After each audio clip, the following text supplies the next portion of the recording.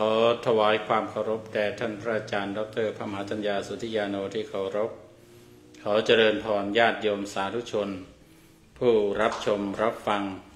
รายการธรรมยามบ่ายของวัดพุทธปัญญาเมืองโพโมนารัฐแคลิฟอร์เนียประเทศสหรัฐอเมริกาประจำวันอาทิตย์ที่2เดือนมีนาคมพุทธศักราช2568ทุกท่านรายการธรรมยามบ่ายประจำวันอาทิตย์ก็ได้เวียนมาพบกับท่านผู้ชมผู้ฟังตามโอกาสอีกวาระหนึ่ง และก็เป็นวาระของอาตมาที่จะได้แสดงธรรมเรื่องที่จะแสดงในวันนี้ก็เป็นเรื่องที่สืบเนื่องมาจากเมื่อคราวก่อนที่ได้แสดงธรรมเรื่องจุรกัมมวิภังคสูตรตามคำอาราธนาของท่านพระอาจารย์ดร.พระมหาจัญญาสุทธิยาโนก็ ในพระสูตรนั้นท่านที่เคยฟังไม่ทราบว่ายังจะพอจำกันได้ไหมว่าพระพุทธเจ้าท่านได้จำแนกกรรมที่มีผลต่อชีวิตของคนเราไว้ต่างๆมากมายโดยใจความก็คือว่าที่คนเรานั้นมีความแตกต่างกัน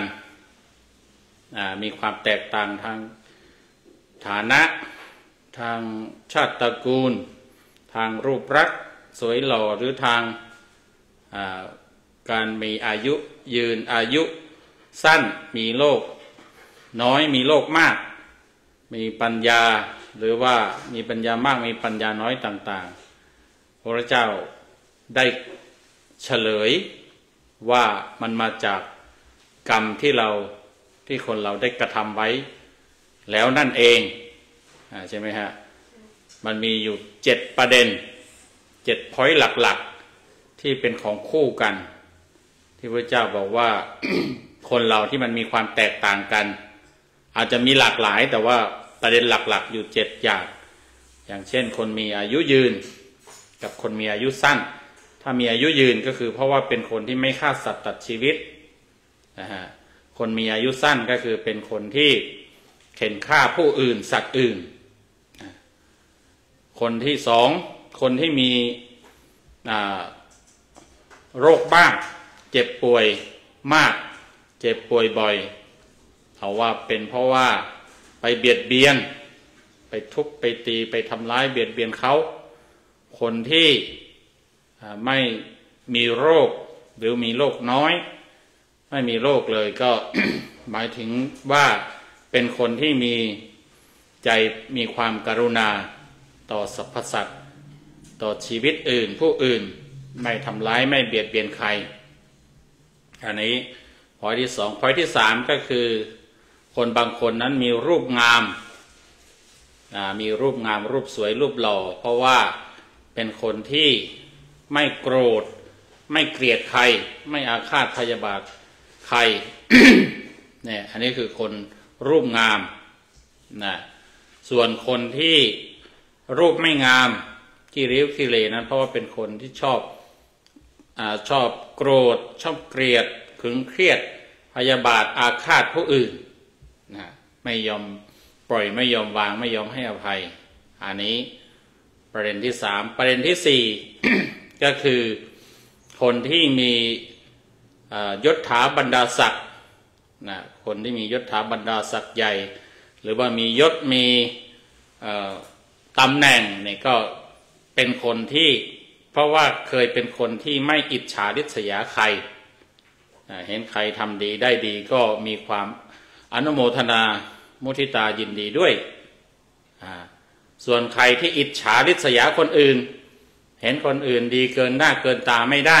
อันนี้จะเป็นคนที่ไม่มียศไม่มีตำแหน่งอันนี้ประเด็นที่4ใช่ไหมเอาตามมาด้วยนะประเด็นที่5ก็คือ คนที่เขาเรียกว่าเกิดมาร่ำรวยเป็นคนรวยนะพระพุทธเจ้าเฉลยว่าเพราะว่าในอดีตนั้นเคยทำการให้ เคยเป็นผู้ให้เคยทำทานให้ทานมาก่อนก็จึงมีโภคะมีฐานะร่ำรวยคนที่ขาดแคลนคนที่ยากจนนั้นเพราะว่าไม่ได้เคยให้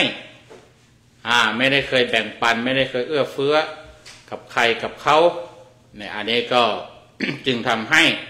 ปัจจุบันนั้นเกิดมายากจนขาดแคลนอันนี้คือพอยที่5พอยที่6ก็คือคนบางคนนั้นเกิดมาในตระกูลสูงตระกูลผู้ดีคนที่มีความเกิดมาในตระกูลสูงตระกูลผู้ดีเขาบอกว่าเป็นคนที่ประณีตเป็นคนที่สัมมาคารวะเป็นคนอ่อนน้อมถ่อมตนไม่หยิ่งไม่ยโสอันนี้จะทำให้เกิดในชาติตระกูลที่ดีอันนี้ก็เป็นจริงคือคนที่เราบอกว่ามีตระกูลมีตระกูลหรือว่าเป็นผู้ดีนี่ก็บุคลิกลักษณะกิริยามารยาทเขาก็เรียบร้อยเป็นคนอ่อนน้อมถ่อมตนไม่เย่อหยิ่งไม่หยิ่งยโสอันนี้ก็เราก็ยอมรับว่าเป็นผู้ดีเพราะสั่งสมของคุณสมบัติของการเป็นผู้ดีมาตลอดนั้นจึงทำให้เป็นผู้ดีในปัจจุบันชาตินี้ส่วนคนที่หยิ่งยโสโอหังเป็นคนหยาบคายหยาบกระด้างก็เกิดในตระกูลเขาเรียกว่าตระกูลต่ำหรือว่าเกิดในไม่มีตระกูลไม่มีอะไรไม่มีสกุลลุนชาติใช่ไหมครับภาษาปัจจุบันไม่มีชาติผู้ดีก็เพราะว่านิสัยเป็นนิสัยเกกเรกนิสัยเกเรเป็นอันธพาล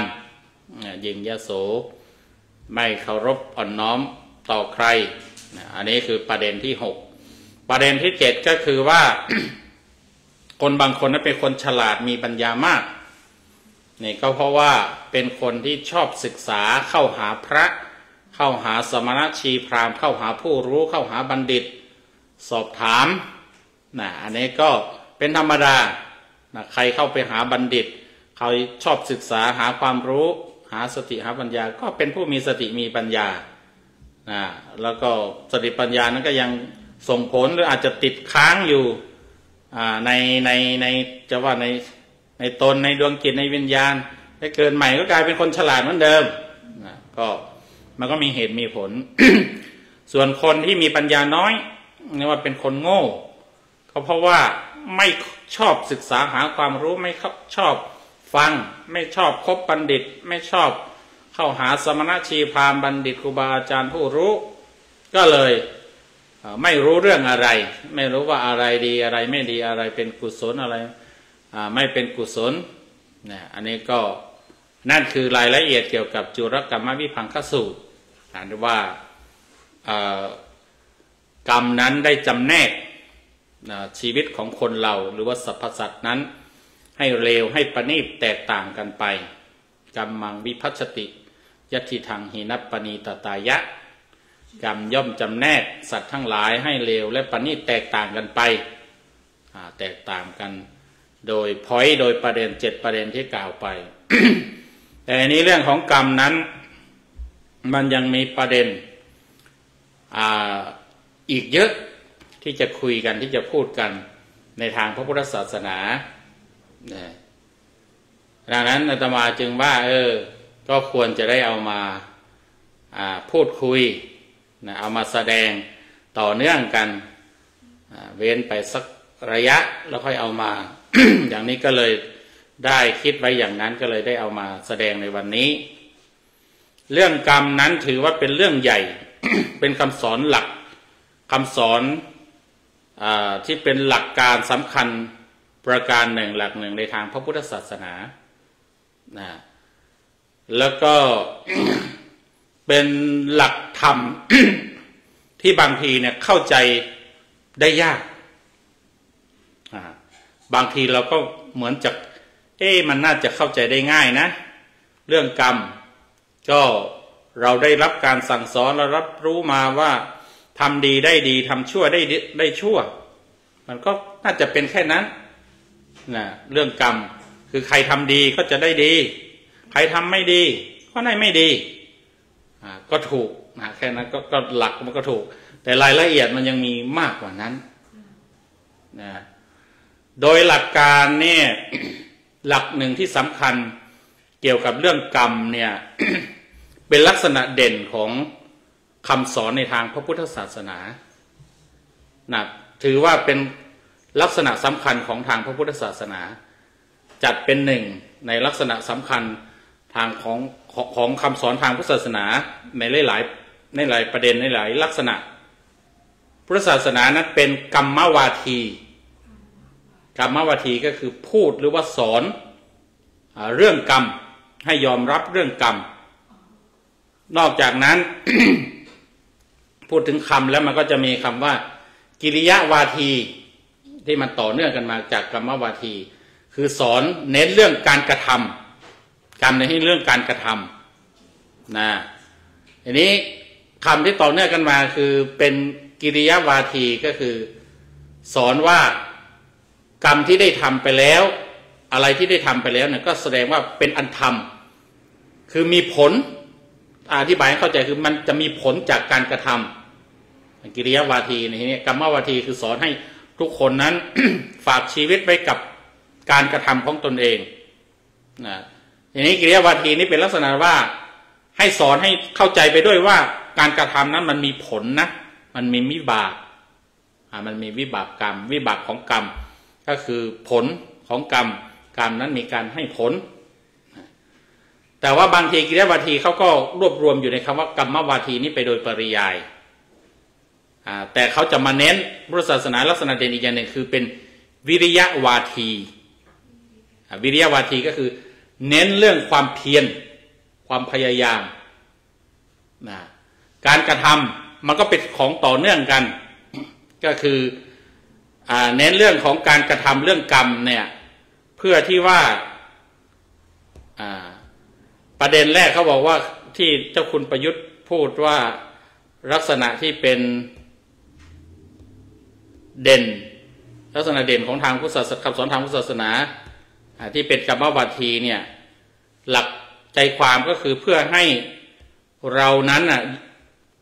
จำแนกกันจำแนกคนเหล่านั้นด้วยการกระทำไม่ได้ยอมรับไม่ได้จำแนกไม่ได้ถือกันตามเขาเรียกว่าชาติตระกูลทางพุทธศาสนาสอนว่ากรรมมุนาวัสโลโหติกรรมมุนาโหติพามโนหมายถึงว่าคนเราเนี่ยจะเป็นคนถอยนี่ก็เพราะการกระทำจะเป็นพราหมณ์คือเป็นผู้ดีผู้ประเสริฐเนี่ยก็คือเพราะการกระทำไม่ได้เพราะชาติตระกูลอันที่เป็นกรรมวาทีประเด็นแรกที่เจ้าคุณประยุทธ์ท่านว่าเนี่ยก็คือว่าคือสอนเอามาเพื่อที่จะ ให้เรานั้นจำแนกกันนะฮะแบ่งแยกกันด้วยการกระทำและไม่ได้ใช่ว่าโดยชาติกำเนิดเพราะว่าชาติกำเนิดไม่การันตีบางคนเกิดในชาติกษัตริย์เกิดในชาติเศรษฐีหรือว่าผู้ดีอะไรต่างๆแต่ว่าก็ไม่ใช่เป็นผู้ดีตามพ่อตามตระกูลตามโคตรตามชาติทางกำเนิดกลายเป็นผู้ร้ายกลายเป็นอันธพาลไปก็มีดังนั้นนักปรัชญาคนหนึ่งเขาบอกว่าไม่สำคัญหรอกว่าคุณเป็นใคร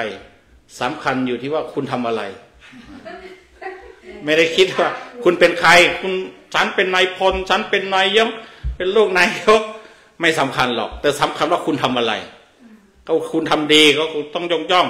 ต้องสรรเสริญถ้าคุณทำไม่ดีก็ต้องปรับปรุงต้องแก้ไขต้องโดนตำหนิอันนี้พุทธศาสนาก็ถืออย่างนั้นไม่ให้จำแนกด้วย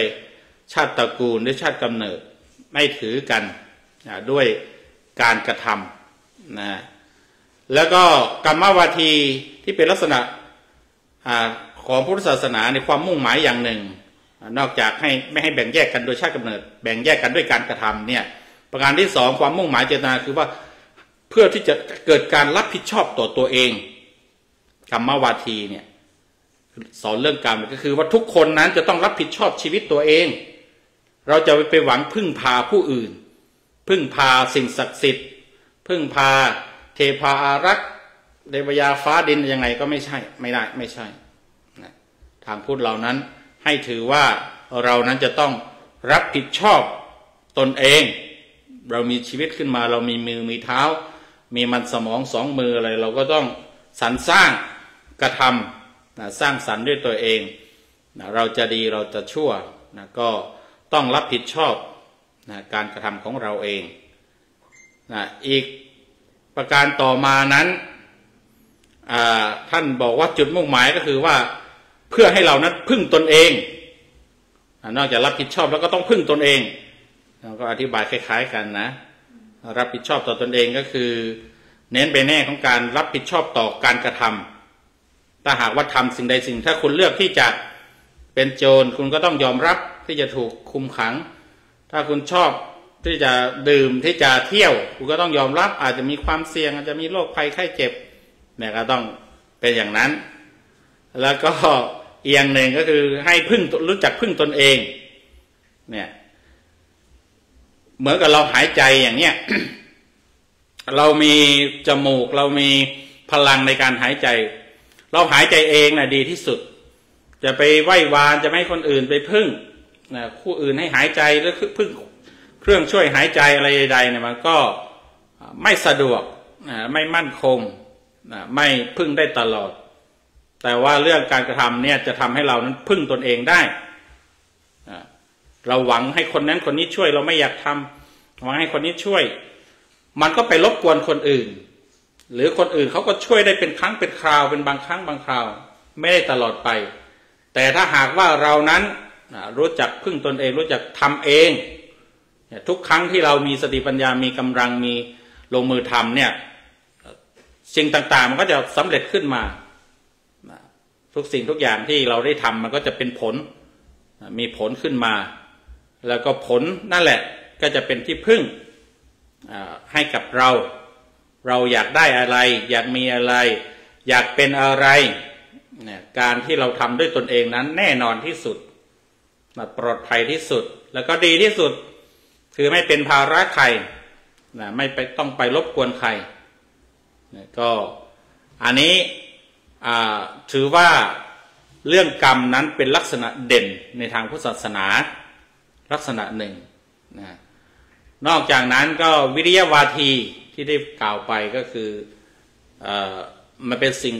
สืบเนื่องกันความเพียรพยายามก็คือลักษณะหนึ่งของการกระทำนั่นเองเป็นอาการหนึ่งของการกระทำแต่เป็นการกระทำที่จำแนกว่าเป็นความเพียรพยายามนะ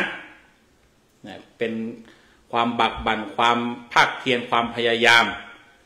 คือเราไม่ให้สอนให้งอมืองอเท้าไม่ให้ไปพึ่งใครขอให้เรานั้นพัฒนาตนเองอาศัยกำลังอาศัยเรี่ยวแรงอาศัยสติปัญญาอาศัยความเพียรพยายามของเราในการที่จะพัฒนาชีวิตถ้าหากว่า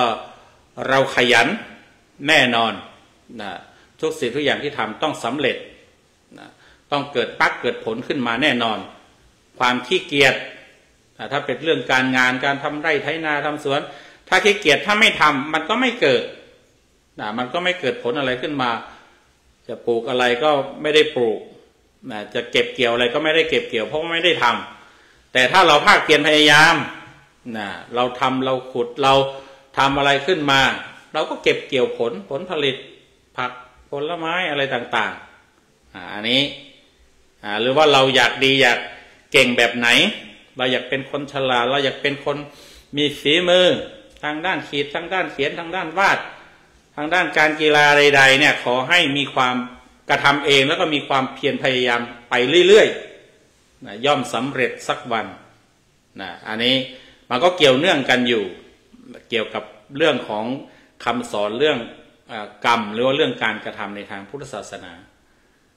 ถือว่าเป็นหลักสำคัญที่ว่าพุทธศาสนามีลักษณะเป็นกรรมวาทีวิริยวาทีคือยกย่องเรื่องการกระทำเน้นเรื่องการกระทำทุกสิ่งทุกอย่างเกิดได้ด้วยการกระทำก็คือเราทำเองเราต้องทำเองพึ่งตนเองแล้วสำคัญก็คือทำไม่หยุด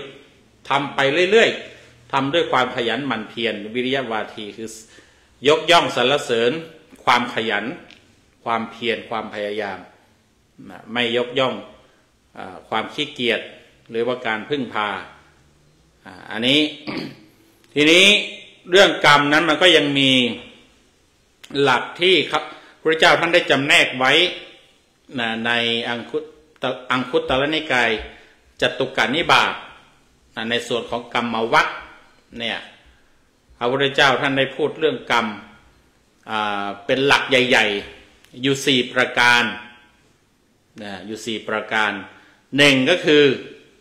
กรรมดำมีวิบากดำอันนี้กรรมดำมีวิบากดำ2กรรมขาวมีวิบากขาว3กรรมทั้งดำทั้งขาวมีวิบากทั้งดำทั้งขาว4กรรมไม่ดำไม่ขาวมีวิบากไม่ดำไม่ขาวอันนี้คือการจำแนกการแบ่งแยกกรรมเป็นหลักๆลักษณะหลักๆใหญ่ๆอยู่4ลักษณะน่าสนใจนะคือกรรมดำมีวิบากดำอันนี้ก็คือกรรมชั่วก็คือให้ผลชั่วทำชั่วได้ชั่วเรามักจะรู้กันกรรมขาวมีวิบากขาวก็คือกรรมดีมีวิบากดีส่วนมากเราจบกันแค่นี้แต่อันนี้นี่ พระพุทธเจ้าพุทธศาสนาเนี่ยก็ยังจำแนกไปว่ามันมีกรรมทั้งดำทั้งขาวเนี่ยมันก็มีวิบากทั้งดำทั้งขาวเหมือนกันคือกรรมทั้งดีบ้างชั่วบ้างเนี่ยมันก็จะได้ผลมาวิบากมาเป็นได้ดีบ้างได้ชั่วบ้างก็ต้องยอมรับมีจริงเพราะชีวิตของคนเราบางทีไม่ได้ทำดีตลอดไม่ได้ทำกรรมขาวตลอดบางทีเราก็เผลอกรรมดำหรือทำสิ่งไม่ดีบ้างมันก็จะมีผลได้ทั้งสุขได้ทั้งทุกข์ได้ทั้งคุณได้ทั้งโทษ แต่อันนี้ว่าไอ้ประเภทที่4นี่เราไม่ค่อยรู้กันก็คือกรรมไม่ดำไม่ขาวจะมีวิบากก็คือไม่ดำไม่ขาวจริงๆมันมีคำที่ท่านต่อไปอีกนะกรรมประเภทนี้ประเภทที่4เนี่ยกรรมไม่ดำไม่ขาวมีวิบากไม่ดำไม่ขาวย่อมเป็นไปเพื่อสิ้นกรรมเนี่ยกรรมไม่ดำไม่ขาวเนี่ยที่มีวิบากไม่ดำไม่ขาวเนี่ยมันเป็นกรรมที่เป็นไปเพื่อการทำลายกรรมหรือว่าสิ้นกรรมหรือหมดกรรมเดี๋ยวโยมบอกว่ายกตัวอย่างเดี๋ยวค่อยว่าไป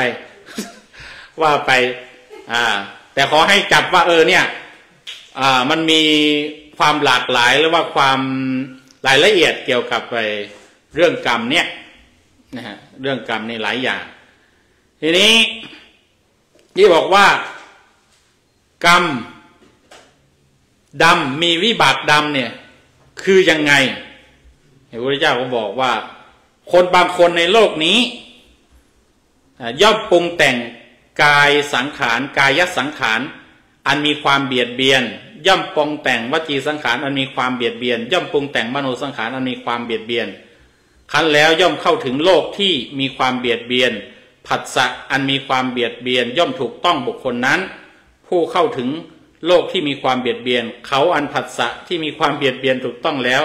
ย่อมได้เสวยเวทนาที่มีความเบียดเบียนเป็นทุกข์โดยส่วนเดียวเปรียบเสมือนสัตว์นรกนี้เราเรียกว่ากรรมดำมีวิบากดำอันนี้เป็นคำดั้งเดิมให้ได้ฟังกันชัดๆพูดง่ายๆก็คือว่าคือคนบางคนในโลกนี้นี่ย่อมปรุงแต่งกายสังขารวจีสังขารมโนสังขารที่อันมีความเบียดเบียนกายสังขารก็คือการปรุงแต่งทางกายมันมีอะไรล่ะทางกายมันมีฆ่าสัตว์ถ้าเป็นการเบียดเบียนนะฆ่าสัตว์ลักทรัพย์ประพฤติผิดในกามอันนี้ก็เรียกว่าเป็นกายสังขารคือการกระทำทางกายการกระทำวจีสังขารก็คือการปรุงแต่งการกระทำที่มันความเบียดเบียนที่ไม่ดีทางวาจาก็มีพูดเท็จพูดคำหยาบพูดส่อเสียดพูดเพ้อเจ้ออันนี้มันไม่หลุดไปจากนี้แล้ววจีมโนสังขารที่มีความเบียดเบียนก็คือคิดละโมบโลภมากคิดไปในทางแบบละโมบโลภมากคิดพยาบาทเบียดเบียนเขาเบียดเบียนผู้อื่นก็คิดเห็นผิดเป็นมิจฉาทิฏฐิคือคิดไม่ถูกต้องตามทำนองครองธรรมนี่ก็เป็นการปรุงไปในทางใจทางจิตอันนี้ก็เรียกว่ากายสังขารวจีสังขารมโนสังขารที่มีความเบียดเบียนก็คือหวังไปเบียดเบียนหวังไปทำร้ายอาฆาตพยาบาทเบียดเบียนคนอื่นเหล่านี้เรียกว่ากรรมดำแล้วมันก็จะมีวิบากด วิบากดำก็คือเขาก็จะไปเข้าถึงโลกที่มีความเบียดเบียนก็หมายว่าไปเกิดในโลกที่จะต้องได้รับการถูกเบียดเบียนถูกทรมานได้รับความทุกข์เมื่อเขาไปอยู่ที่นั่นน่ะผัสสะหรือว่าสิ่งที่มากระทบเนี่ยมันก็มีแต่สิ่งที่ไม่ดีผัสสะที่เบียดเบียนเขาต้องมาเบียดเบียนเขามาถึงเขาแล้วก็เมื่อมีผัสสะมันก็มีเวทนาอย่างเราไปสัมผัสผัสสะแปลว่าสัมผัสถูกต้องอะไรต่างๆที่ไม่ดีมันก็มีเวทนาคือมีความรู้สึกที่ไม่ดีที่เจ็บปวดที่ทุกข์ที่ทรมานเนี่ยเกิดขึ้นพระพุทธเจ้าเปรียบมันว่าเหมือนสัตว์นรกเนี่ยพวกสัตว์นรกนี่ก็แสดงว่าได้ทำบาปทำกรรมดำก็คือทำบาปทำความชั่วทำสิ่งไม่ดีนั่นแหละทำอกุศลนั่นแหละเอาไปตกนรกเนี่ยแสดงว่าเป็นโลกที่มีความเบียดเบียนเพราะว่าโลกที่ได้รับการทรมานนรกเนี่ยอันนั้นเนี่ยไปเจออะไรมีแต่เขาตีหรือไปโดนกระแทกโดนอะไรเมื่อมันโดนถูกตีถูกอะไรอย่างนั้นน่ะถูกผัสสะแบบนั้นมันก็ต้องเจ็บเลยเจ็บทุกข์ทรมานเจ็บปวดแสนสาหัสอันนี้เขาเรียกว่ากรรมดำมีวิบากดำกรรมขาวมีวิบากขาวคือยังไงมันก็ตรงกันข้ามเนี่ยบุคคลคนบางคนในโลกนี้ย่อมปรุงแต่งกายสังขารวจีสังขารมโนสังขารอันนี้เขาย่อเอาเลยอันไม่มีความเบียดเบียนคันแล้วย่อมเข้าถึงโลกที่ไม่มีความเบียดเบียนผัสสะอันไม่มีความเบียดเบียนย่อมถูกต้องบุคคลนั้นผู้เข้าถึงโลกที่ไม่มีความเบียดเบียนเขาอันผัสสะที่ไม่มีความเบียดเบียนถูกต้องแล้วย่อมได้เสวยเวทนาอันไม่มีความเบียดเบียนเป็นสุขโดยส่วนเดียวเปรียบเหมือนเทพชั้นสุภกินนหกะนี้เราเรียกว่ากรรมขาวมีวิบากขาวแสดงว่าเทวดาชั้นนี้เนี่ยสุภกินนหกะนี่จริงๆมันเป็นพรหมนะขั้นเป็นพรหมขั้นเกือบขั้นสูงขึ้นไปละเกือบถึงขั้นในพระอนาคามีพรหมชั้นสุทธาวาสเพราะว่าสุภกินนหกะเวหัพพลาเนี่ยมันก็จากนั้นก็จะเป็นอวิหาพรหมสุทธาวาสอวิหาอัตตปาสุรัสสาสุรัสสีโยมก็อาจจะคิดตามไม่ค่อยถัดเห็นลำดับนะเพราะว่าโยมไม่มีโครงสร้างเรื่องภพภูมิที่มันอยู่ในสมองที่มันอยู่ในหัวหรือว่าอยู่ในใจอย่างคราวแล้วอาตมาพูดอย่างนั้นอย่างนี้ลัดไปลัดมาโยมก็งงถ้าพูดไปโดยลำดับก็อาจจะเห็นภาพแต่คันว่าเปรียบเทียบว่าภวคพรหมพรหมสูงสุดแบบโลกิยะแบบโลกุตละขั้นไหนเป็นขั้นไหนโยมก็อาจจะไม่เห็นภาพเพราะว่าโยมไม่มีแบ็คกราวด์แล้วท่านเห็นภาพออกเลยเพราะว่าเราอยู่กับข้อมูลพวกนี้อยู่เรื่อยๆนะภพภูมิ31นี่มันอยู่ในหัวละมันอยู่ในโครงสร้างและภพภูมิที่พรหมเทวดาหรือว่าพรหมชั้นต่างๆเนี่ยถ้าใครท่องธรรมจักรปวัตตนสูตรได้เนี่ยมันก็จะได้ความจำตรงนั้นมาช่วยเพราะว่าธรรมจักรปวัตตนสูตรเนี่ยเขากล่าวถึงว่าพระเจ้าแสดงธรรมเนี่ยมนุษย์เป่าประกาศว่าโอ้มีพระเจ้าแสดงธรรมเกิดขึ้นแล้วเนี่ยเทวดาก็ช่วยเป่าประกาศเทวดา6ชั้นแล้วก็พรหมโลกก็ช่วยเป่าประกาศไปจนถึงพรหมชั้นสุทธาวาสอากานิทพรหมนะเว้นไว้แต่พวกอรูปพรหมพรหมที่เกิดจากอรูปฌาน4ชั้นน่ะรวมกับอสัญญีพรหมคือพรหมที่ไม่มีการรับรู้อะไรที่ว่าพรหมรูปปั้นพวกนั้นคือไม่รับรู้เรื่องไม่ได้ช่วยเป่าประกาศพรหมชั้นอื่นๆเขาก็ช่วยเป่าประกาศกันหมดโครงสร้างพวกนี้มันยังมีมันจึงมีอยู่ในใครก็ตามที่ศึกษาแล้วก็ที่จำธรรมจักรปวัตตนสูตรแล้วก็โยงมาสู่ภพมนุษย์เพิ่มจากภพมนุษย์เข้าไปแล้วก็เพิ่มอบาย4เข้าไปก็จะเห็นโครงสร้างทั้งหมดอันนี้คือกรรม ขาวมีวิบากขาวอย่างเดียวในสุขอย่างเดียวเหมือนกับพรหมก็อย่างว่าเขาบอกว่าบางทีเนี่ยท่านก็ใช้คำว่าเทพเนี่ยเปรียบเหมือนกับเทพชั้นสุภกินนหกะเทพก็คือเทวดาอย่างที่อาตมาได้บอกว่าบางคราวเนี่ยเขาก็แยกกันว่าเทวดานี่หมายถึงพวกชาวสวรรค์คือที่อยู่ในเทวโลก6ชั้นส่วนพระพรหม อีก20ชั้นเขาก็เรียกพระพรหมพรหมโลกต่างหากแต่บางคราวเนี่ยคำว่าเทวดาหรือว่าคำว่าเทพนี่ยังหมายถึงพวกพรหมได้เขาบอกว่าเทวดาที่นับเนื่องในพวกพรหมเทวดาที่เป็นพวกพรหมเทพที่เป็นพวกพรหมดังนั้นคำตัวนี้ก็จะบอกว่าเปรียบเหมือนเทพชั้นสุภนิกะจริงๆเขาเป็นพรหมนะถ้าว่าโดยลำดับนะว่าโดยชั้นของเขาจริงๆต่อมากรรมทั้งดำทั้งขาวมีวิบากทั้งดำทั้งขาวเป็นไฉนก็คล้ายๆกันโครงสร้างหลักก็คือยึดถือกายวาจาใจเนี่ยเพราะว่านี่คือประตูในการแสดงออกในการกระทำของคนเรามันไม่มีประตูอื่นอีกแล้วประตูทางกายทางร่างกายทางการกระทำทางกายการกระทำทางกายประตูทางวาจาวจีสังขารก็คือทางปากทางคำพูดแล้วก็ประตูทางใจมโนทวารกายวาจาใจนี่คือเครื่องมือนี่คือช่องทางในการกระทำในการกระทำของคนเรานั้นเนี่ยกรรมไม่ดำกรรมที่มีกรรมทั้งดำทั้งขาวมีวิบากทั้งดำทั้งขาวก็มีในคล้ายๆกันก็คือว่าคนบางคนในโลกนี้ย่อมปรุงแต่งกายสังขารวจีสังขารมโนสังขารอันมีความเบียดเบียนบ้างไม่มีความเบียดเบียนบ้างครั้นแล้วเขาย่อมเข้าถึงโลกที่มีความเบียดเบียนบ้างไม่มีความเบียดเบียนบ้างผัสสะที่มีความเบียดเบียนบ้างไม่มีความเบียดเบียนบ้างย่อมถูกต้องเขาแล้วก็เวทนาเขาอันผัสสะที่มีความเบียดเบียนบ้างไม่เบียดเบียนบ้างถูกต้องเนี่ยย่อมได้เวทนาที่มีความเบียดเบียนบ้างไม่มีความเบียดเบียนบ้างมีทั้งสุขทั้งทุกข์ละคนกันเปรียบเหมือนมนุษย์เขาบอกว่าคนที่ทำดีบ้างทำชั่วบ้างเนี่ยมันมีลักษณะเขาบอกว่าเหมือนมนุษย์เทพบางพวกและวินีปาติกะสัตว์บางพวกนี้เราเรียกว่ากรรมทั้งดำทั้งขาวมีวิบากทั้งดำทั้งขาวก็คือคนบางคนก็คือคนบางคนนั่นแหละไม่ว่าจะบอกว่าคนทั้งหมดก็ไม่ได้คนบางคนนี่ทำทั้งดีทั้งชั่วพูดง่ายๆเมื่อทำทั้งดีทั้งชั่วมันก็ได้ทั้งดีทั้งชั่วได้ทั้งสุขทั้งทุกข์แล้วพระพุทธเจ้าบอกว่าคนบางคนที่ว่านี่ก็หมายถึงว่าพวกมนุษย์มนุษย์เนี่ยเทพบางพวกก็มีทำทั้งดีทั้งชั่วก็มีเทพอันธพาลทำชั่วก็มีนะเทวดาอย่าไปบอกว่าเทวดาดีตลอดไม่ได้นะเหมือนมนุษย์เนี่ยมนุษย์ก็มีทั้งคนดีคนชั่วเทวดาก็อยู่ในเขาเรียกว่าอยู่ในชั้นที่ยังติด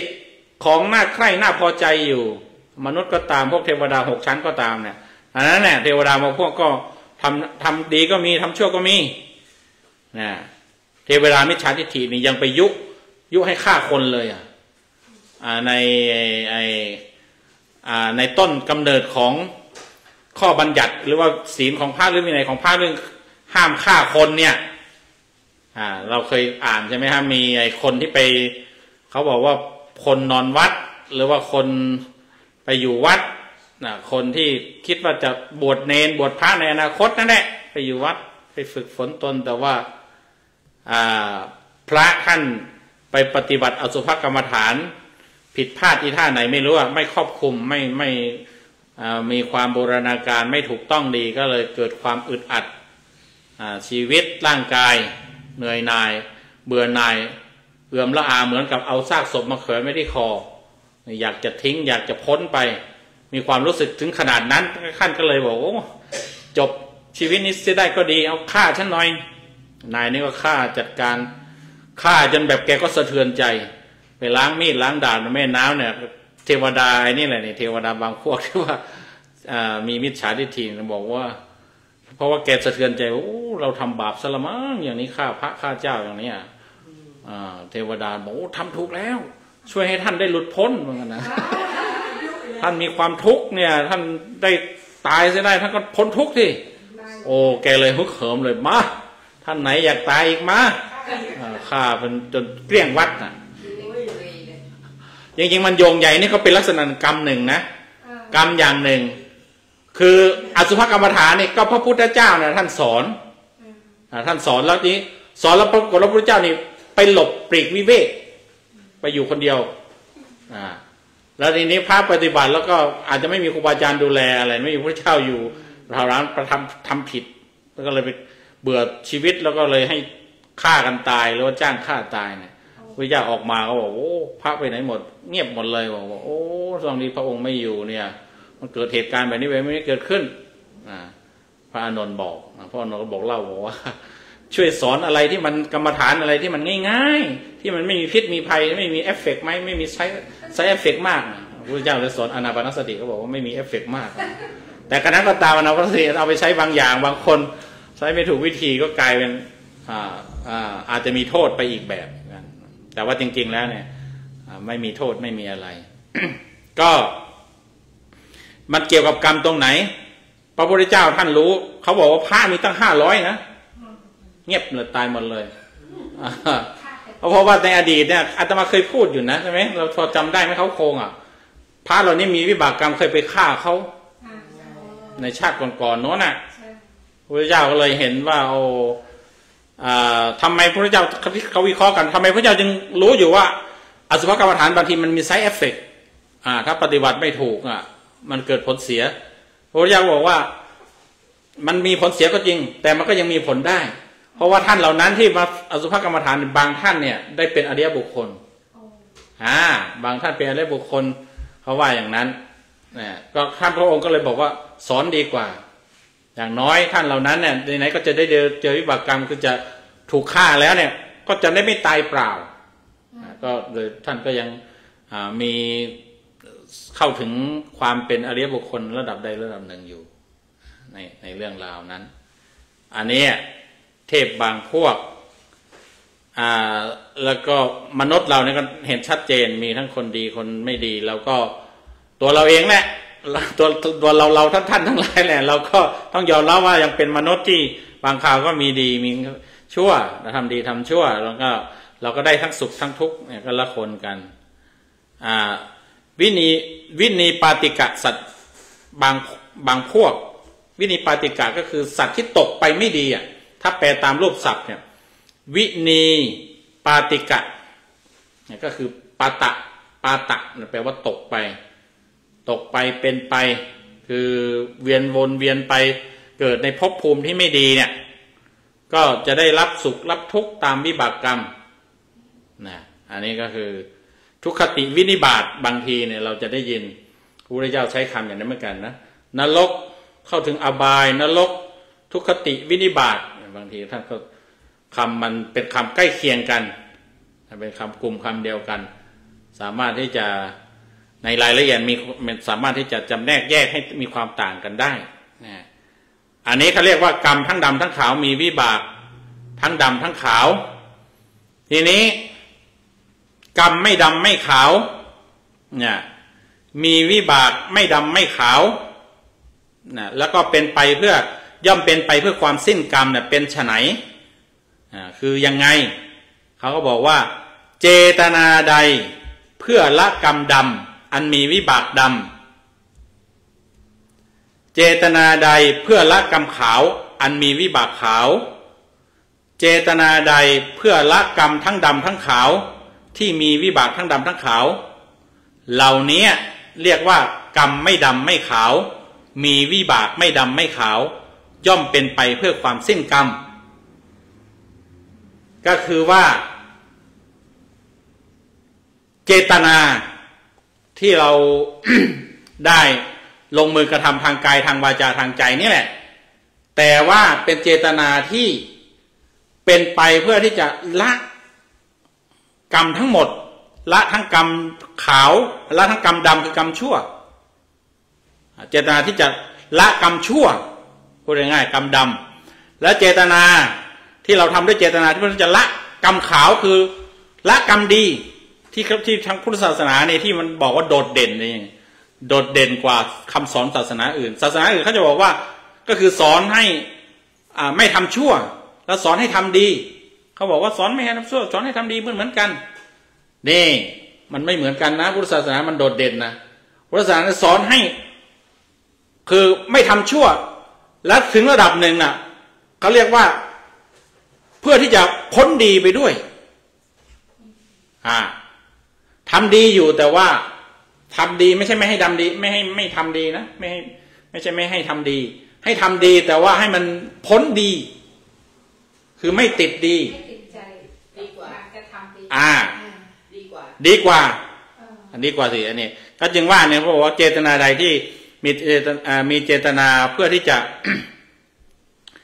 ละกรรมขาวที่มีวิบากขาวเนี่ยก็คือมีการกระทำที่ทำดีแต่ว่าไม่ติดดีไม่ได้ยึดดีไม่เอาดีอย่างนี้เจตนาอย่างนี้เขาเรียกว่าเป็นเจตนาที่ทำไปเพื่อที่จะละกรรมขาวที่มีวิบากขาวทำดีก็มีวิบากเหมือนกัน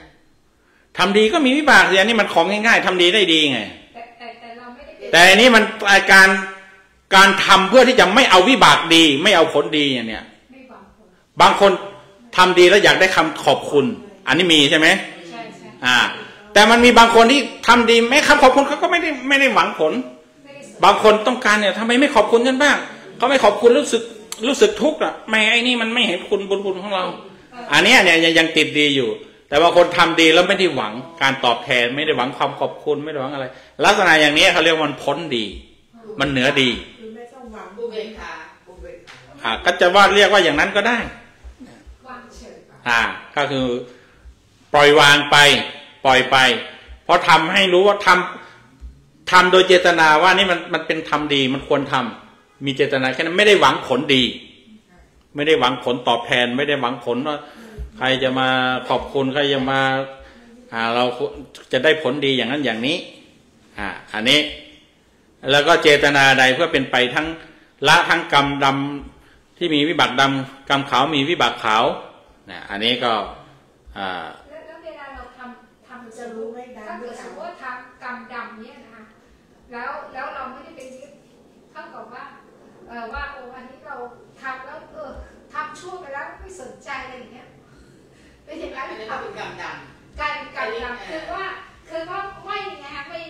อันนี้ก็น่าคิดมันเป็นตรรกะทางภาษามันเป็นไปได้ไหมในแง่ของทางผลตรรกะทางผลมันจะเราทำกรรมชั่ว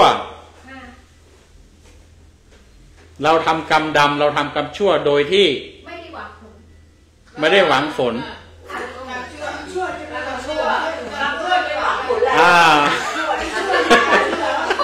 ช่วยกันคิดช่วยกันพูด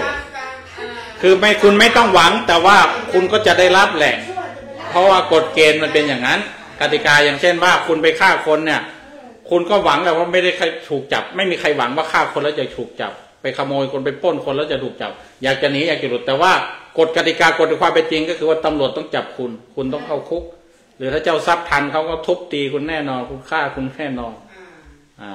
อาจจะเป็นไปได้ไหมคะอย่างสมมติว่าถ้าหากว่าเราไม่ได้นึกถึงไอ้ที่ว่าไอ้กรรมดำเนี่ยหมายถึงว่าคนอื่นที่เขาทำกับเราแต่เราก็โอเคไม่สนใจเราก็วางเฉยไอ้กรรมดำที่เขาทำกับเราอันนี้เนี่ยก็เข้าถูกเข้าถูกก็คือการมีเจตนาเพื่อที่จะก็คือไม่ไปอาฆาตไม่ปฏิบัติไม่ไปจองเวรในกรณีอย่างนี้คือไม่ถือเรื่องความผิดที่คนอื่นเขาทำกับตนเองคือมันไม่มีวิบากมันจะเป็นไปเพื่อสิ้นกรรมนี่คือมันไม่มีการจองเวรกันไม่มีจะต้องไปชดใช้อะไรกันอีกเพราะว่าเราวางได้เราปฏิบัติได้เรามีเจตนาเพื่อที่จะละกรรมดำอันนี้มันก็อยู่ในอันแรกฟังงงไหมหรือว่าเข้าใจอยู่งงกรรมไม่ดำไม่ขาวไม่มีวิบากทั้งไม่ดำไม่ขาวนะแล้วก็เป็นไปเพื่อการสิ้นกรรมต้องไปว่าตำรวจไทยกรรมเทาแต่อันนี้มันไม่ใช่กรรมเทานะมันเป็นกรรมที่ดีก็ได้บอกไปไงบอกว่าเจตนาใดเพื่อละกรรมดำที่มีวิบากดำเจตนาใด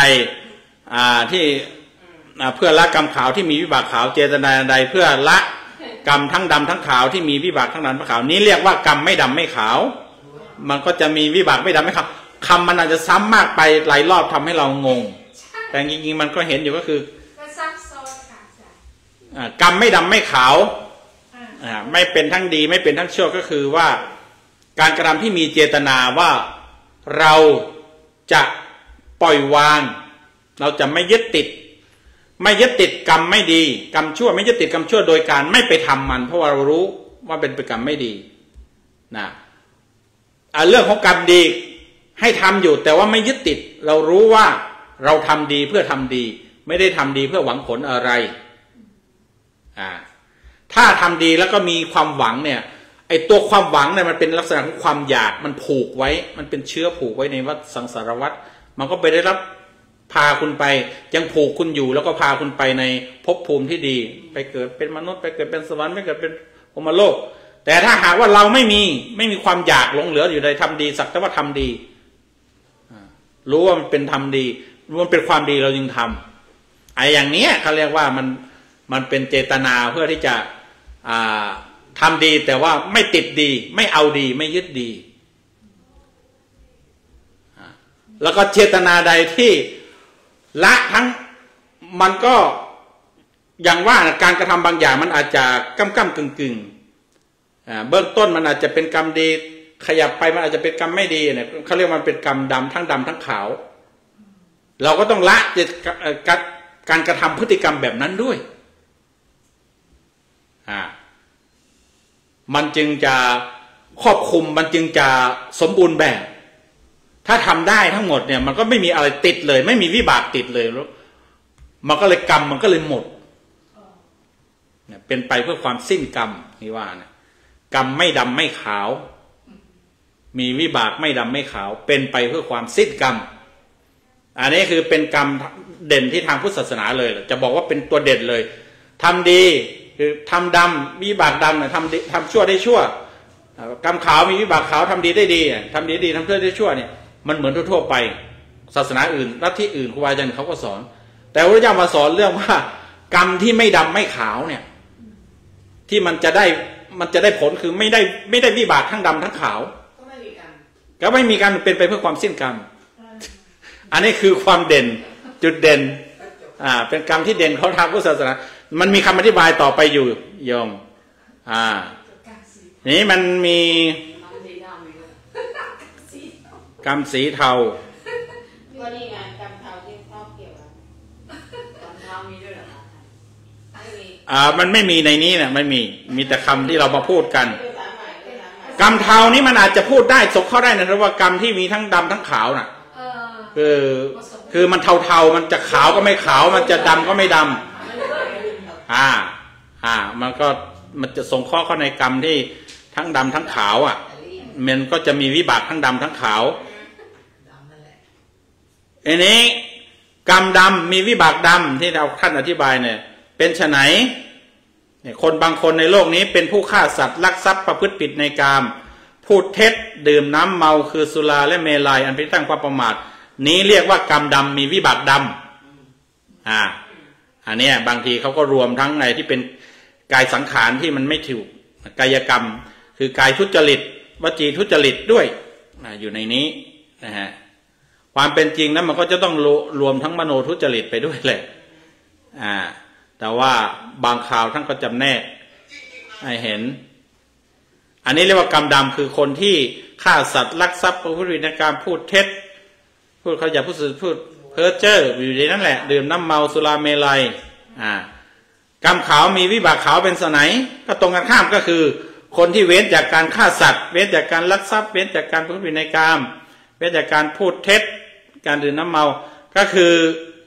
กรรมดำวิบากดำคือคนผิดศีลห้านั่นเองพูดง่ายๆในนี้ส่วนกรรมขาวมีวิบากขาว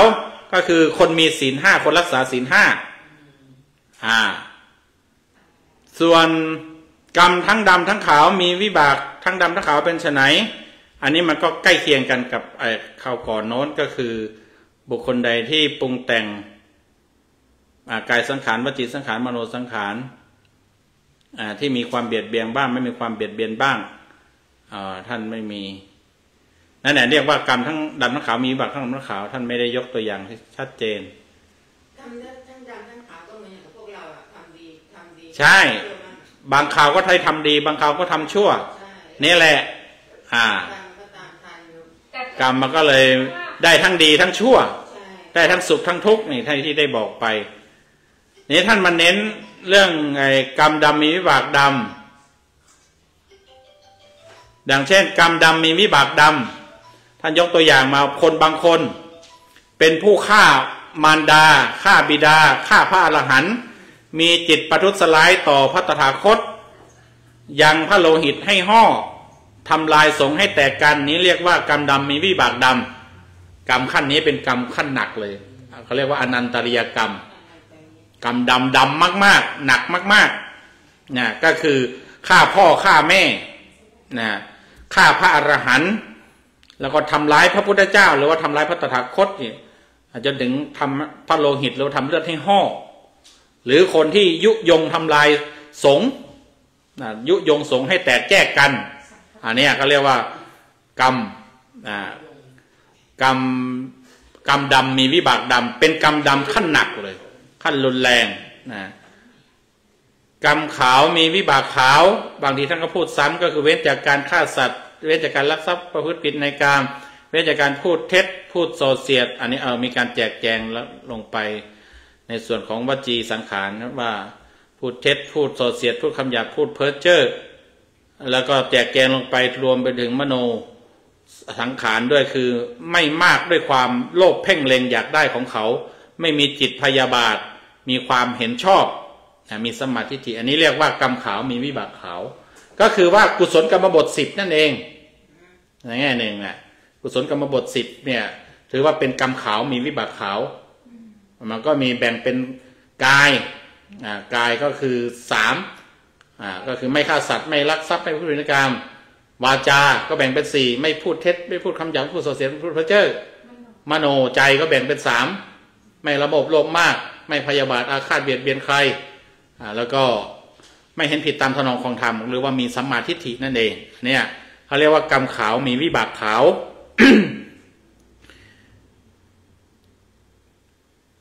ส่วนกรรมทั้งดำทั้งขาวมีวิบากทั้งดำทั้งขาวก็ในจุดนี้ก็อธิบายไม่แตกต่างกันนะก็คือว่าคนที่ปรุงแต่งทางกายปรุงแต่งทางวาจาปรุงแต่งทางใจที่มันมีความเบียดเบียนบ้างไม่มีความเบียดเบียนบ้างย่อมได้รับวิบากทั้งมีความเบียดเบียนบ้างไม่มีความเบียดเบียนบ้างอันนี้เขาเรียกว่ากรรมทั้งดำทั้งขาวมีวิบากทั้งดำทั้งขาวถ้ากรรมขาวมีมากกว่ากรรมดำเนี่ยมันจะไปลบล้างกันได้ไหมคือหมายความว่ากรรมขาวมีมากกว่ากรรมดำมันลบล้างกันไม่ได้แต่ว่ามันยันกันหรือบางทีเราจะใช้คำว่ามันเจือจางกันเหมือนที่ในบางที่เนี่ยพระองค์ก็ได้สอนไว้ว่า ถ้าเปรียบเทียบเหมือนกับการละลายเกลือเหมือนกรรมดำกรรมชั่วที่มันถ้าสมมติว่ามีน้ำน้อยคือมีกรรมขาวหรือว่ามีบุญน้อยมีดีน้อยเนี่ยมันความเค็มมันก็เยอะวิบากทุกข์มันก็ให้ผลง่ายให้ผลก่อนทุกข์ก่อนไปในที่ไม่ดีก่อนแต่ถ้าหากว่าเราเอาน้ำใส่เยอะๆเกลือความเค็มมันก็จะเจือจางลงเหมือนกับว่าเราทำดีมาเจือจางกันมาละลายกันมายันกันนะทีนี้มันความอะไรที่เราไม่ดีที่เราได้ทำไปนั้นมันก็จะคือมันถูกดันออกไปพูดง่ายๆในแง่หนึ่งถูกดันออกไปหรือบางทีก็คือถูกกีดกันจนจะได้ว่าเราไม่กลับไปหามันอีกเราไม่ได้ทำมันขึ้นมาอีกมันก็เหมือนกับมันหนีเราไปแล้วมันอยู่ห่างไกลจากเราการให้ผลโอกาสจะให้ผลมันก็มีน้อยหรือว่าแทบจะเรียกว่าไม่มีเลยถ้าหากว่าต่อมาเราทำแต่กรรมดีเหมือนเราเติมน้ำตลอดมันก็เจือจางไปตลอดมันเหมือนไม่มีความเค็มแต่ว่าในนั้นจริงๆเขาบอกว่ามันมีความเค็มอยู่นะความเค็มมัน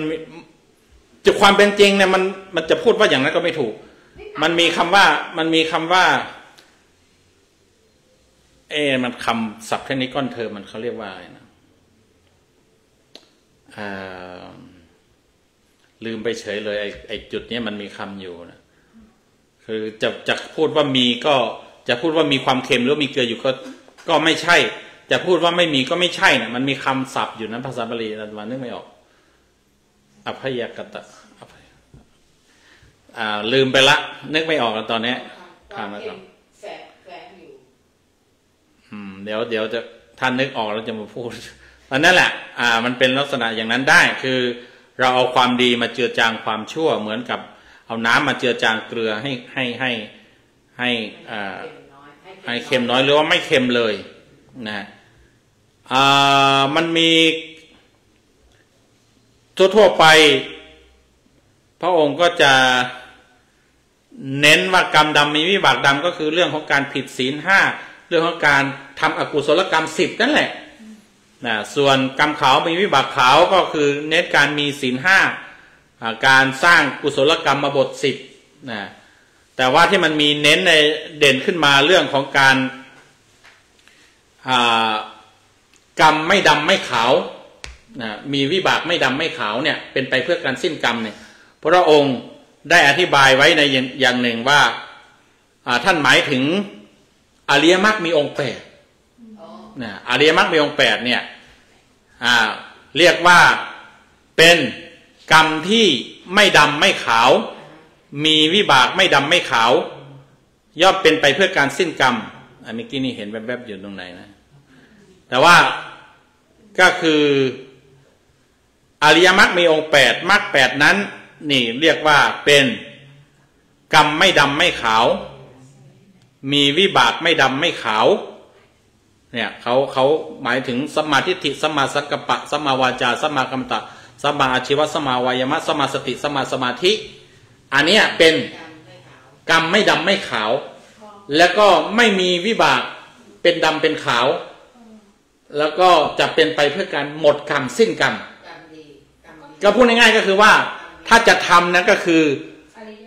ให้ทำตามอริยมรรคมีองค์8อริยมรรคมีองค์8ก็สัมมาทิฏฐิก็คือถ้าจะมีความเห็นก็ขอให้มันเป็นความเห็นชอบนะเห็นชอบก็คืออะไรเห็นอริยสัจสี่เห็นทุกข์เห็นสมุทัยเห็นนิโรธเห็นมรรคถ้ามีความดำริชอบสัมมาสังกัปปะดำริชอบคือดำริยังไงดำริในการไม่พยาบาทเบียดเบียนนะดำริในการออกจากกามมันมี3อย่างมันมีอะไรสัมมาสังกัปปะอะไรนะไม่พยาบาทและการเบียดเบียนเอาตอนนี้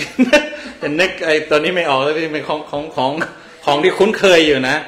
สัมมาสังกัปปะไม่ใช่อาจารย์เราช่วยดูหน่อยตอนนี้มัน สมองมึนก็คือไม่เบียดเบียนไม่พยาบาทอาฆาตแล้วก็ไม่ดำริในกามเนี่ยมันมี3อย่าง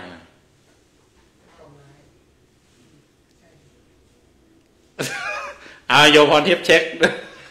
ท่านผู้ชมผู้ฟังเนี่ยจริงๆบางท่านเนี่ยฟังแล้วก็นึกออกอยู่แล้วล่ะเนี่ยสัมมาสังกัปปะคือถ้าดำริก็คือดำริในการออกจากการโดยในความพยาบาทไม่พยาบาทและเบียดเบียนเนี่ยพยาบาทกับเบียดเบียนมันคล้ายๆกัน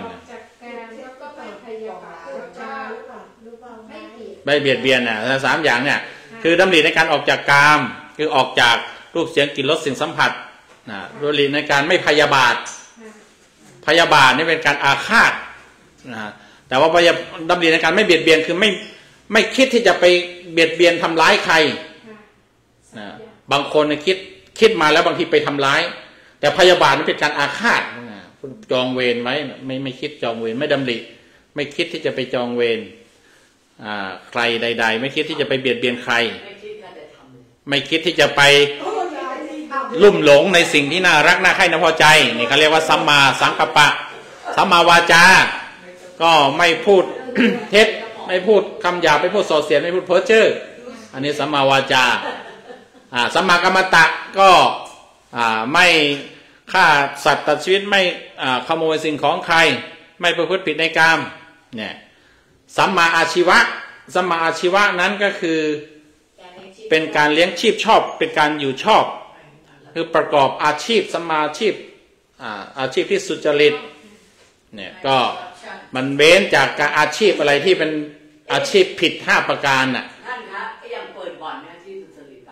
ไม่สุจริตเป็นมิจฉาอาชีวะอันเนี้ยไม่เป็นสัมมาอาชีวะอันนี้แสดงว่าทำเขาเรียกว่าเป็นกรรมดำมีวิบากดำไปประกอบกรรมดำคือกรรมชั่วก็จะทำให้เกิดความเดือดร้อนนะรัฐบาลอาจจะได้เงินอาจจะได้เงินมานั่นมานี่แต่ว่าผู้คนก็ลุ่มหลงมอมเมาในอบายมุขลูกหลานที่จะหลงไหลในอบายมุขไม่ศึกษาหาความไม่ร่ำไม่เรียนไม่ทำการทำงาน มันจะมีการขโมยกันหาเงินมาได้ง่ายๆช่องทางมันจะมีหลายแบบก็คือไปปล้นไปจี้บางทีบางคนก็ไปขายเนื้อขายตัวบางคนก็ไปขายยาเสพติดทำอะไรก็แล้วแต่อันนี้หมดทาง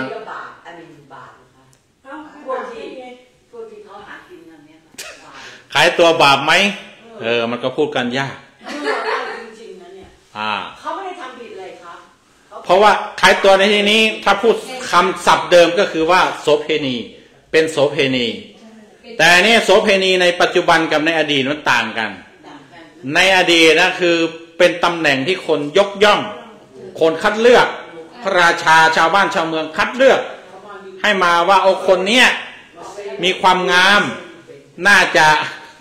ไปติดต่อไปประสานงานดูว่าโอเคไหมคุณมาอยู่ในตำแหน่งนี้ก็คือศึกษา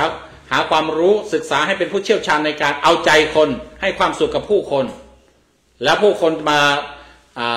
เขาเรียกว่ามารับบริการจากคุณแล้วคุณก็เขาก็จะให้รางวัลค่าตอบแทนคือให้เงินถ้าคนนั้นสมัครใจเขาก็โอเคเขาจะพูดว่ายังไงถ้าพูดในแง่หนึ่งอาชีพโสเภณีถ้าจะบอกว่าในแบบไหนที่มันจะเป็นก็คือแบบว่าเป็นสุจริตเนี่ยมันก็พูดได้นะมันก็มีอยู่แต่ว่าต้องไปพิจารณาไปวิเคราะห์กันดีๆว่าแบบไหนที่จะเป็นอาชีพสุจริตแม้เป็นอาชีพโสเภณีแต่ในลักษณะปัจจุบันก็อย่างที่มันมีความต่างในปัจจุบันนี้ก็ถือว่าไม่เป็นลักษณะโสเภณีในแบบอดีตแล้วมันไม่เหมือนกันก็กล่าวได้ว่ามันเป็นไม่สุจริตไม่เหมือนยังไงเพราะว่าที่โน่นเขาต้องคัดเลือกคนงามแล้วก็สังคมยอมรับนะอันนี้สังคมไม่ยอมรับเนี่ยน่าแสดงว่าสังคมยอมรับแล้วก็กฎหมายยอมรับแต่ทีนี้ว่ากรณีฮะมีก็มีกฎมีกฎหมายมันมีทุกควบคู่กับสังคมมีก็คือมีกฎมาควบคุมมาดูแลทีนี้ไปขึ้นอยู่กับคนแล้วทีเนี้ยมันจะเป็นสุจริตหรือไม่สุจริตเนี่ยอาตมาว่ามันไปจำแนกที่ว่าเมื่อเขาได้รับการแต่งตั้งให้เป็นโสเภณีนะทีนี้มันอยู่ที่คนมาเที่ยวถ้าคนมาเที่ยวเนี่ยมีลูกมีเมียแล้วเนี่ยก็ถือว่าอาจมีเป็นไปได้ที่จะผิดกาเมสุมิจฉาจารแต่ทีนี้กาเมสุมิจฉาจารก็ยังว่านั่นแหละมันมีรายละเอียดก็คือ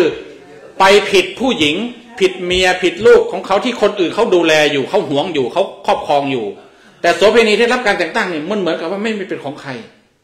มันเป็นของสากลมันอาจจะไม่ผิดศีลข้อ 3ก็ได้อันนี้มันมีรายละเอียดมีความลึกซึ้งด้วยมันมีความซ่อนเงื่อนอะไรอยู่เหมือนกันเราจะว่ายังไงล่ะณปัจจุบันนี้ก็อย่างว่าเนี่ยเพราะว่าไปละเมิดหญิงที่เขาเรียกว่าหญิงที่เป็นที่รักและหญิงที่มีผู้คุ้มครองผู้ปกครองดูแลอยู่เขายังหวงแหนอย่างเช่นในปัจจุบันมันเป็นลักษณะอย่างนั้นลูกสาวแม้ว่าลูกสาวเนี่ยไม่ได้บอกให้พ่อให้แม่รู้แหละแต่ไปหาเองเห็นบอกว่าช่องทางนี้หาเงินได้หาอะไรได้เนี่ยแต่จริงๆถ้าพ่อแม่รู้เนี่ยช้ำใจมากทุกข์ใจมากอันนี้แสดงว่าเขายังรักอยู่เขายังปกครองอยู่เขาดูแลอยู่อันนี้ผิดแต่ว่าในกรณีโสเภณีที่รับการแต่งตั้งแบบนั้นเนี่ยอันนี้มันเขาเรียกว่าไม่มีใครเขาเรียกประมาณว่ามันไม่มีใครหวงแหนไม่มีเป็นเจ้าของใครไม่มีใครเป็นเจ้าของมันเป็นของกลางมันอาจจะเป็นไปได้มันอาจจะเป็นไปได้ว่ามันคน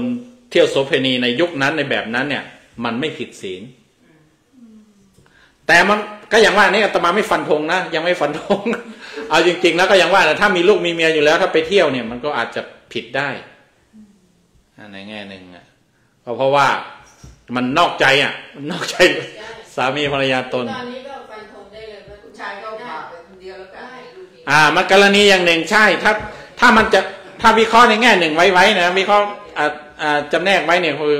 ในกรณีแม้ในสมัยพุทธกาลแบบนั้นเนี่ยกรณีแบบนั้นเนี่ยผู้ชายเนี่ยจะผิดถ้ามีลูกมีเมียแล้วนะฮะแต่งงานแล้วเนี่ยแต่ผู้หญิงเนี่ยเขาก็ไม่ได้ผิดอะไรแล้วเพราะว่าเขาเป็นตำแหน่งของเขาอย่างนั้นเขาทำหน้าที่ของเขาทำงานของเขาอย่างนั้นอันนั้นคือสัมมาชีวะสัมมาวายามะ ก็คือว่าเพียรระวังบาปเพียรละบาปเพียรทำดีเพียรรักษาความดีอันนี้เรียกว่ากรรมกรรมไม่ดำไม่ขาวจะไม่ได้วิบากดำไม่วิบากขาวแล้วก็สัมมาสติก็คือการมีสติระลึกรู้ในกายเวทนาจิตธรรมก็ทำให้ไม่มีวิบากเป็นดำเป็นขาวใดๆถ้าหากว่าเรา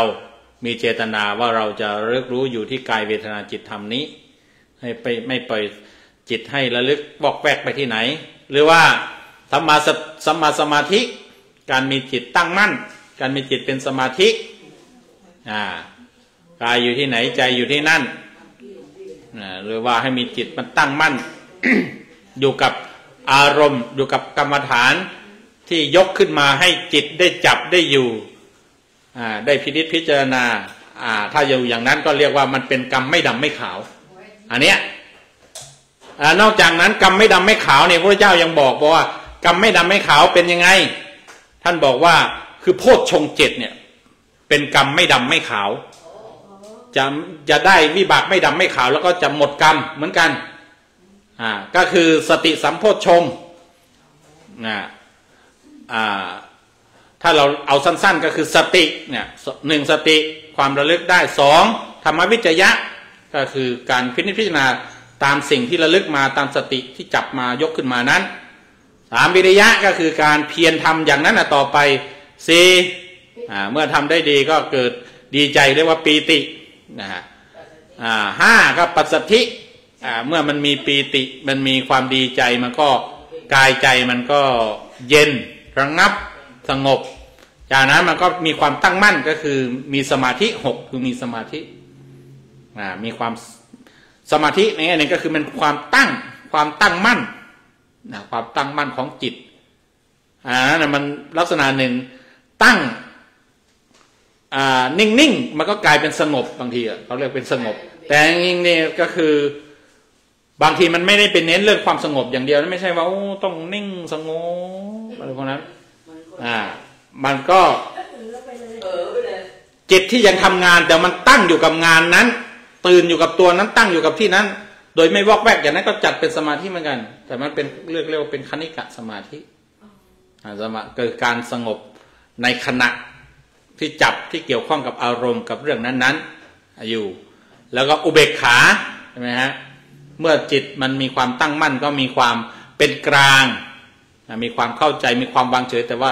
เราจำแปลไว้อุเบกขาแปลว่าวางเฉยเฉยอย่างรู้เท่าทันเมื่อมันตั้งอยู่ดีแล้วมันก็คือรับรู้วางเป็นปกติอย่างนั้นเป็นอุเบกขาเป็นกลางอย่างเนี้ยโพชฌงค์7นี่ก็กลายเป็นกรรมไม่ดำไม่ขาวถ้าเจริญถ้าปฏิบัตินี่จะไม่ได้วิบากทั้งดำทั้งขาวแล้วก็จะหมดกรรมโดยสรุปก็คือในที่นี้นี่ในส่วนของกรรมวรรคที่พระพุทธเจ้าจำแนกตรงนี้กรรมไม่ดำไม่ขาวนี่สรุปแล้วก็คือลักษณะเด่นๆก็คือหมายถึงอริยมรรคมีองค์8กับโพชฌงค์7เนี่ยความเป็นจริงถ้าจำแนกไปเนี่ยมันก็พูดได้หมดแหละพูดได้หลายอย่างอย่างเช่นว่าโพธิปักขิยธรรม37ประการนี่ก็จัดได้ถ้าจะพูดก็คือจัดเป็นกรรมไม่ดำไม่ขาวจะเป็นไปเพื่อการสิ้นกรรมได้เพราะว่ามันเป็นธรรมที่เป็นฝักใฝ่แห่งการตรัสรู้แต่ว่านี่พระพุทธเจ้าพูดในปริบทนี้ท่านก็ยกหลักธรรมใหญ่ๆ2หมวดขึ้นมาก็คืออริยมรรคมีองค์8กับโพชฌงค์7นี่ว่าเป็นกรรมไม่ดำไม่ขาวมีวิบากไม่ดำไม่ขาวนี่คือหมดกรรมหมดเกิดเพราะว่าถ้าหากว่าไม่ทำอะไรที่มันเป็นทั้งกรรมดีและไม่ดีแล้วก็ดีเนี่ยมันก็คือมันไม่มีอะไรที่มันเป็นเชื้อที่จะก่อที่จะผูกที่จะโยงไปสู่อันไม่ดีภพภูมิที่ไม่ดีหรือจะโยงไปสู่ภพภูมิที่ดีคือมันไม่มีอะไรดันไปไหนได้ละมันไม่มีที่ไปเพราะว่ามันไม่มีพลังแห่งความดีพลังแห่งความชั่วที่จะผลักไปมันก็เลยหมดกรรมหมดเกิดหมดสังสารวัฏอันนี้มันเป็นกรรมทางพุทธศาสนาคือกรรมไม่ดำไม่ขาวนะเป็นลักษณะเด่น เป็นลักษณะพิเศษในทางพระพุทธศาสนาโอ้จริงๆแล้วนี่ว่าจะพูดโยงไปให้อีกชุดหนึ่งกรรม12ก็คงจะเอาไว้ต่อเนื่องภายหน้าก็แล้วกันนะเพราะว่าเราได้ใช้เวลามาครบพ่อชม7นี้เขาก็เลยไปสวดตอนที่แบบว่าคนเจ็บไข้ได้ป่วยนะคะหรือยังไงทำให้นึกถึงอะไรอันนั้นนี่ มันก็มีประวัตินะความเป็นจริงแล้วเนี่ยโดยหลักธรรมเนี่ยมันเอาไปเป็นหลักธรรมเพื่อปฏิบัติเพื่อการตรัสรู้เพื่อเข้าสู่การรู้แจ้งเพื่อเกิดพุทธะเข้าถึงพุทธะองค์แห่งการตรัสรู้แต่นี้ ก็มีอานิสงส์อย่างหนึ่งคือเขาเอาไปสวดเพื่อที่จะระงับโรคแก้อาพาธแก้เจ็บแก้ไข้โดยที่มีประวัติอย่างที่เรารับรู้มาว่ามีบางข่าวที่พระพุทธเจ้าท่านป่วยเนี่ยท่านพระจุนทะถ้าจะไม่ผิดนะท่านก็ไปสวดหรือว่าโมคคัลลานะใช่ไหมเอกทาธรรมราชาปิเครันเยนนาทิโมเอกทาธรรมราชาปิเครันเยนาทิจุลโตตายแล้วนึกตอนนี้ด่วนๆไม่ได้แล้ว คำมันโมคคัลลานะใช่ไหมสวดให้โมคคัลลานะสวดใช่ไหมพระพุทธเจ้าในคำมันว่าจริงๆแล้วเนี่ยมันเป็นคำที่พระโมคคัลลานะไปหาแล้วก็พระพุทธเจ้าก็ได้บอกว่าเนี่ย ท่านโมคคัลลานะโพชฌงค์7เนี่ยตถาคตหรือว่าเราเนี่ยได้อบรมดีแล้วได้กระทำได้ประพฤติปฏิบัติพัฒนาอะไรให้ดีแล้วให้มากให้แล้วถ้าหากว่าหวังที่จะอะไรความผาสุกความอะไรประมาณอย่างนั้นน่ะก็หวังได้อะไรอย่างนั้นแล้วก็ไม่รู้มันเกิดอานิสงส์เกิดอานุภาพอะไรใดๆทำให้พระองค์ก็หายป่วยมันมีพระกัสสปะก็มีท่านป่วยพระพุทธเจ้าก็ไปเยี่ยมพระพุทธเจ้าพระจุนทะอะไรไหมพระอะไรในโพชฌงค์7นั่นแหละที่เขาเอามาเนี่ยก็ เป็นจึงกลายเป็นธรรมเนียมเนี่ยที่เราไปเยี่ยมไข้เยี่ยมใครพระไปเยี่ยมอะไรเขาสวดโพชฌงค์แต่ว่ามันจะดีหรือเปล่าคือจริงๆแล้วมันคงไม่ใช่ว่าไปฟังสวดแล้วก็ทำให้มีอานุภาพทำให้หายให้ป่วยให้อะไรเนี่ยอาตมาไม่แน่ใจว่ามันจะเป็นไปลักษณะยังไงแต่ว่าในความเป็นจริงแล้วนะมันจะต้องมีความเข้าใจด้วย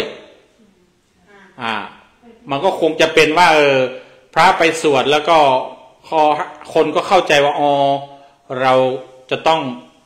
ฝึกสตินะให้เราเลิกรู้ว่าเรานั้นกำลังเผชิญความเป็นธรรมดาของชีวิตคือความป่วยไข้เจ็บไข้ความเจ็บไข้ที่มันมีทุกขเวทนาใดๆอะไรแล้วก็ให้มีสติระลึกรู้แล้วก็วิจัยธรรมก็คือให้พิจารณาอาการเจ็บป่วยในนี้ว่ามันเป็นธรรมดาของชีวิตการเจ็บเวทนามันเกิดขึ้นตามเหตุปัจจัยเมื่อมันมีเหตุอย่างนี้เป็นมะเร็งหรือเปล่าหรือว่าเป็นถูกเย็บถูกขาหักหรืออะไรเนี่ยมันก็ต้องมีเวทนามันจะหลีกเลี่ยงมันไม่ได้ก็ต้องเข้าใจไปแล้วก็ทำไปเรื่อยๆก็สนุกก็คือมันเขาเรียกว่ามีความเพลินไปในวิริยะมันเขาเรียกว่ามันสนุกคนที่สนุกกับงานมันทำได้เยอะเขาเรียกมันพยายามมันทำไปเรื่อยๆมันมีความเพียรมันความพยายามมันหมั่นมันทำได้เยอะทำไปนี่มันก็รู้ชัดรู้เข้าใจมากขึ้นเข้าใจความจริงแล้วมันก็เกิดความปีติเกิดความดีใจขึ้นมาที่นี้ก็ใจก็ไม่กระวนกระวายและกายใจก็ไม่กระวนกระวายมันเป็นปัสสัทธิดังนั้นแล้วเนี่ยก็ ใจมันก็จะเป็นปกติใจไม่กระสับกระส่ายเป็นสมาธิใจก็ปล่อยวางแล้วการเจ็บป่วยก็เป็นเรื่องของมันบางทีใจที่มันมองเห็นได้พัฒนาได้ทำได้อย่างนี้มันมีผลต่อกายใจที่เข้มแข็งใจมันมีพลังนะใจเข้มแข็งอะไรทีเนี้ยมันก็เยียวยาร่างกายให้เข้มแข็งมันก็เลยทำให้หายอาจจะเป็นอย่างนั้นในแง่ของความขลังความศักดิ์สิทธิ์ว่าสักแต่ว่าไปสวดให้ฟังแล้วก็หายเนี่ยอาตมาว่าน้อยเคสอาจจะมีหรือเปล่าก็ไม่ทราบนะฮะแต่ว่าการเข้าใจในบทสวดแล้วก็ทำให้ใจมันแจ่มใสขึ้นมาเขาบอกว่าในอัตถกถาตอนนั้นเค เคยคุยอยู่นะเคยแสดงเรื่องโพชฌงค์ 7ในแง่ของการเยียวยารักษาคนเนี่ยเขาบอกว่าเมื่อใจมันดีใจมันเบิกบานอะไรอย่างนี้น่ะมันทำให้โลหิตนะเขาเรียกว่าโลหิตนั้นมีความใสโลหิตมันเปลี่ยนไปอะไรเนี่ยถ้าจำไม่ผิดประมาณลักษณะอย่างนั้นจากนั้นมันก็จะทำให้เลือดมันดีอะไรดีเลือดลมดีหรือว่ามันผลต่อกายหล่อเลี้ยงกายทำให้กายก็เลยแข็งแรงหรือว่าดีขึ้นมาแม่สมภาพเป็นยังไงไม่ทราบอาจารย์ เสียไปแล้วนี่ หายไปแล้วค่ะ เสียไปทั้งช่วงที่อาจารย์อภรณ์จำพรรษาอาจารย์นำรอนไปเยี่ยมก่อนก็กลับไปแม่สมภาพอาจารย์จัญญาจะรู้เพราะเป็นครูใหญ่หรือเป็นอาจารย์อะไรที่เขมสอนหรือเขมศิริหรืออะไรนะสตรีวิทยาเหรอคุณนาทีเหรออะไรนั่นแหละที่ได้นิมนต์ท่านอาจารย์แล้วทีมงานไปสอนพุทธศาสนาแล้วอันนี้เดี๋ยวจะจบของเราแล้วล่ะสุดท้ายก็คือว่ากรรมก็คงจะต้อง มีอีกภาคหนึ่งกันแล้วกันเป็นไตรภาคแล้วกันภาค 2นี่เขาให้จบว่ากรรมในทางพุทธศาสนามันมีลักษณะเด่นๆอยู่4ประการคือกรรมดำมีวิบากดำก็คือกรรมชั่วแล้วก็ได้รับชั่วกรรมขาวมีวิบากขาวก็คือกรรมดีก็จะได้รับผลดีเป็นบุญเป็นกุศลได้ความสุขตอบแทนแล้วก็กรรมทั้งดีกรรมทั้งดำทั้งขาวมีวิบากทั้งดำทั้งขาวก็คือกรรมทำดีบ้างทำชั่วบ้างปนกันมันก็จะได้ทั้งสุขทั้งทุกข์ได้ทั้งดีทั้งชั่วแล้วก็อันที่4ก็คือว่ากรรมไม่ดำไม่ขาวมีวิบากไม่ดำไม่ขาวแล้วก็เป็นไปเพื่อความสิ้นกรรมในที่นี้พระเจ้าอธิบายว่าหมายถึงอริยมรรคมีองค์8และโพชฌงค์ 7ถ้าใครอยากหมดกรรมเราไม่ต้องไปจ้างให้ใครไปตัดเราตัดเองตัดกรรมหมดกรรมได้ด้วยตนเองด้วยการเจริญอริยมรรคมีองค์8แล้วก็เจริญโพชฌงค์ 7ขอเป็นกำลังใจให้ทุกท่านได้เชื่อมั่นในหลักกรรมแล้วก็พัฒนากรรมจนถึงได้รับกรรมที่ไม่ดำไม่ขาวเป็นไปเพื่อความสิ้นกรรมด้วยกันทุกท่านทุกคนเทอญ